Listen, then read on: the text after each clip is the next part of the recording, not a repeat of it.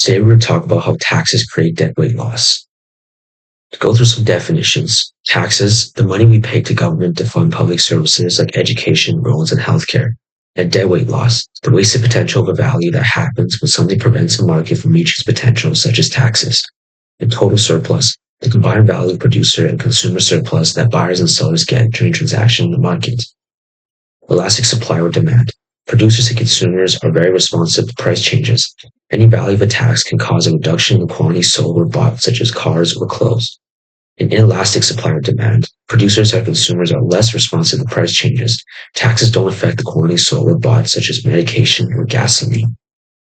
In this instance, when government adds taxes into the market, this market is no longer a free market, so it's tax-free. This tax raises price for consumers and lowers what producers receive. And this results in decreased total surplus. And this value of total surplus loss is what's known as a deadweight loss. The size of a deadweight loss depends on elasticity of the product supply and demand. We consider cars as an elastic product. In a free market for cars, supply and demand are relatively at equilibrium. The government imposes an $1,000 tax on cars. Let's see what happens. So this black dot where the demand curve and the supply curve where they intersect is our original equilibrium, meaning that both sides are relatively happy. And the second black dot on the green supply curve shows the price received by producers has decreased because a part of the money goes to government as tax. And the supply curve with tax, shown as the red dashed line here, shifts upward from the original equilibrium because producers have to increase the price of the cars to cover their taxes.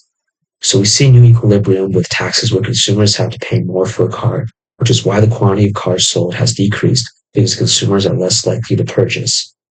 As a result, this creates a large deadweight loss for about 5,000 cars sold to about 4,500 cars sold.